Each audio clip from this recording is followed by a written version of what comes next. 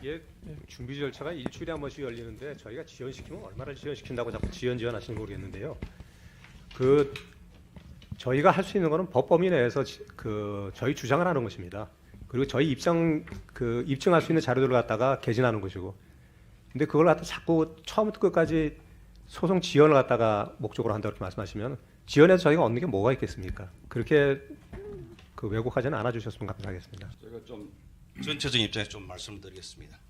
한 10분 정도 소요될 것 같은데 좀 양해를 부탁드리겠습니다. 첫 번째 대통령 탄핵 심판 구도에 대해서 좀 말씀드리겠습니다. 형식상으로만 본다면 이 탄핵 심판 구도는 청구인인 국회 그리고 피청구인 대통령 그리고 심판기관인 헌법재판소입니다. 실질상 구도를 보면 이렇게 볼 수 있습니다. 소추하는 입장에서는 야당 그리고 피소추인 내지는 피청구인은 대통령뿐만 아니라 여당입니다. 구도가 기본적으로 여당과 대통령 및 야당과 대통령 및 여당의 구조를 갖고 있습니다. 그리고 또 한편 보면은 정권 교체 주장 세력과 정권 유지 주장 세력 간의 다툼입니다. 또 다른 한편 진보 세력과 보수 세력의 다툼입니다.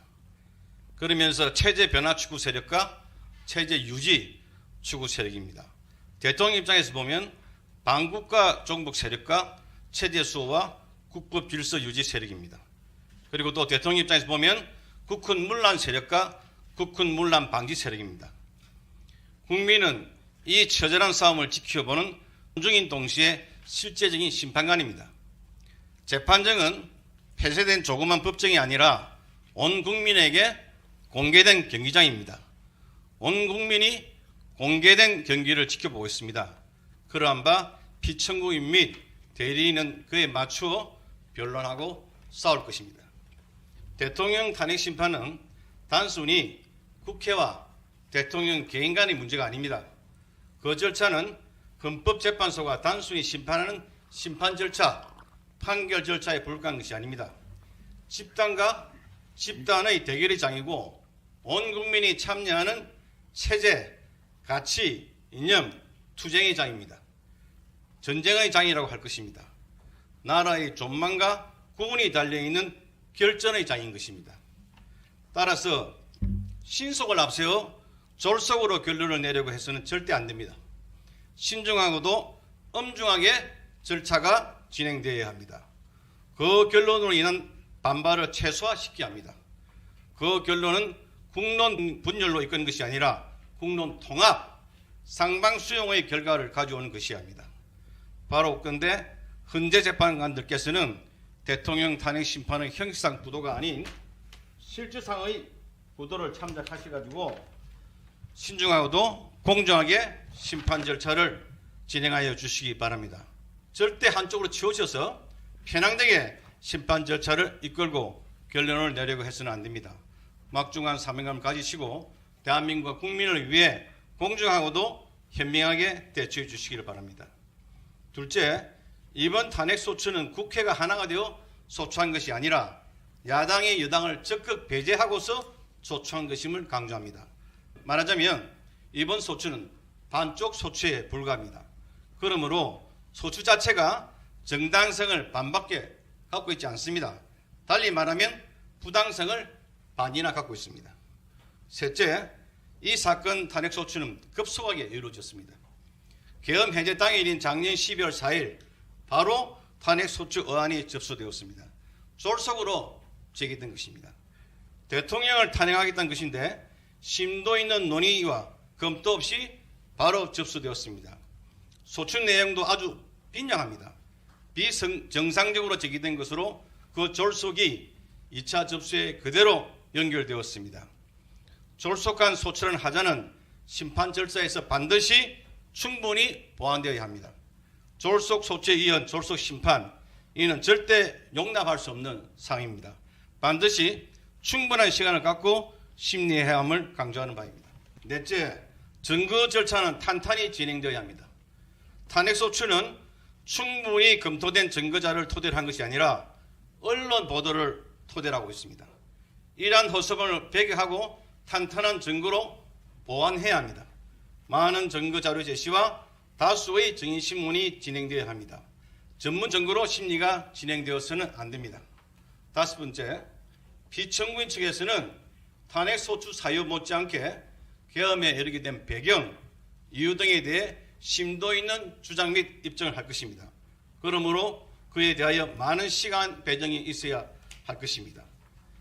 피청구인의 계엄 선포는 그냥 한 것이 아닙니다. 고심 끝에 행해진 것입니다. 대통령이 계엄 선포를 하게 된 상황에 대하여 충분히 논의되어야 하고 계엄을 유발한 사람들에 대한 책임 문제도 마땅히 논의되어야 합니다. 그래야 이 사건 탄핵 심판에 대하여 올바른 시각을 가질 수 있습니다. 여섯 번째, 탄핵 심판은 헌법재판소법상 형사 절차가 준용되도록 명시되어 있습니다. 이 사건 탄핵 심판은 대통령이 위헌 밑법을 했다는 행위를 했다는 이유로 진행되고 있는 바, 탄핵 심판 절차가 법에 위배되어 진행된다는 것은 있을 수 없는 일이라 할 것입니다. 당연히 헌법과 헌법재판소법에 따라 진행되어야 합니다. 탄핵 절차 중에서 대통령에 대한 탄핵 절차는 신중을 기할 것이 요구됩니다. 국민이 뽑은 대통령을 파면하겠다는 것인데 졸속 진행은 절대 불가합니다. 더구나 탄핵 절차는 단심제입니다. 한 번으로 끝나는 것입니다. 그러므로 당연히 신속보다는 신중과 공정이 요구됩니다.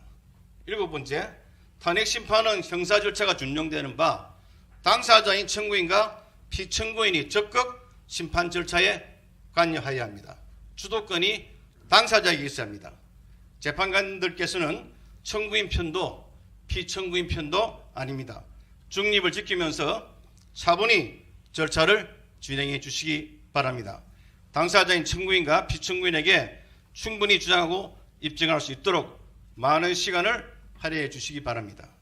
여덟 번째, 헌법재판소법 제48조는 심판기간에 관하여 규정하고 있습니다.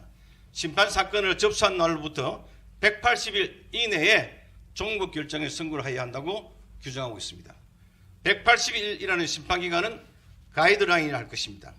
심판이 지나치게 오래 끌어서도 안 되겠지만 지나치게 졸속으로 끝났어도 안 된다고 규정하고 있는 것입니다.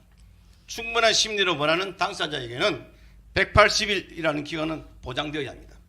180일 규정을 휴식 규정으로 본다면 180일은 최소한의 보장기간이라 할 것입니다. 피청구인이 대통령 입장에서는 180일이라는 기간의 보장은 절대 양보할 수 없는 것입니다.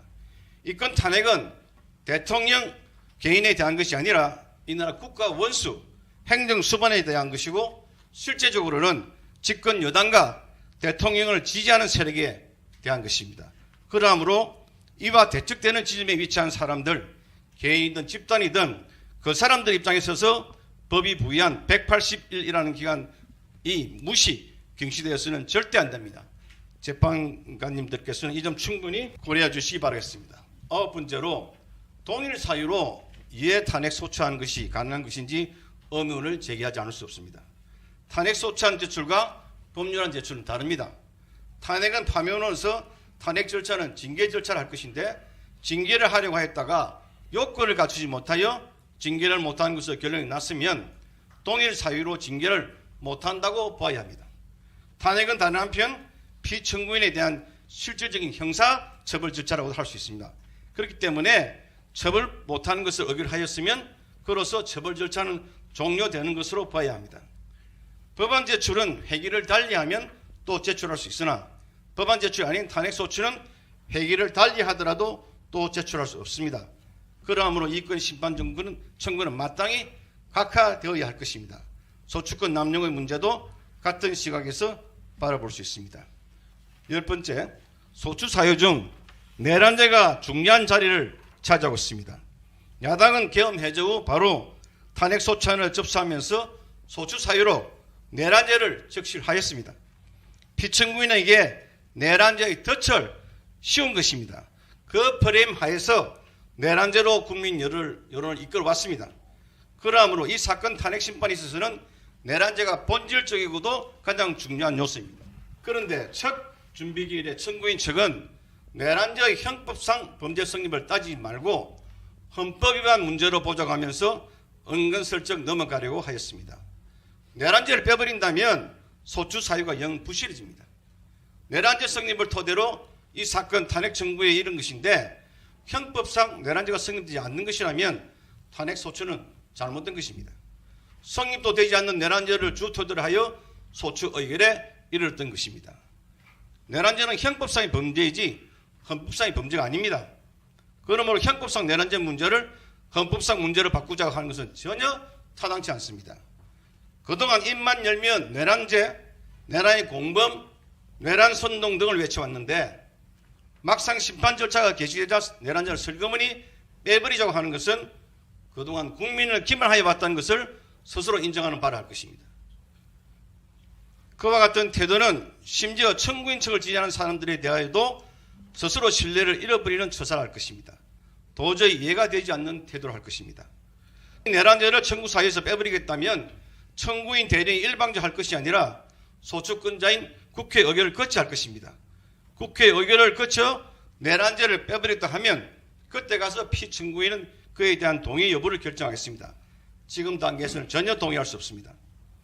대통령이 김용현 등과 오래전부터 계엄에 관해 논의한 것으로 확인된다고 하고 있는 바 설사 그에 관한 사실관계가 인정된다고 할지라도 이는 어디까지나 계엄에 관해 논의한 것이지 내란에 대해 논의한 것이 아닌 점이라는 것도 분명히 지적합니다.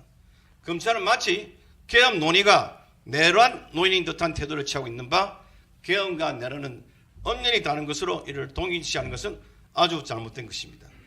오히려 이 보도 참고 자료에는 대통령이 시국이 걱정이 된다. 나라를 정상화할 방법이 없는가? 이게 나라냐? 바로 잡아야 한다. 미래 세대에 제대로 된 나라를 만들어주기 위해서는 특단의 대책이 필요하겠다. 선관위의 전산 자료를 확보해서 부정선거의 증거를 찾고 해야 한다. 넌 등의 말을 하면서 비상대권을 말하였다는 내용이 적시되어 있습니다.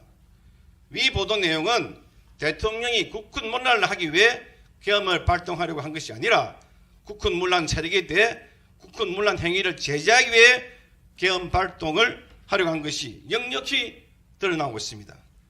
비상계엄이 국군문란의 목적이 아님을 위 자료에 명확하게 드러나는 것입니다. 따라서 피청구인에 대하여 내란죄가 성립될 여지가 없는 것입니다.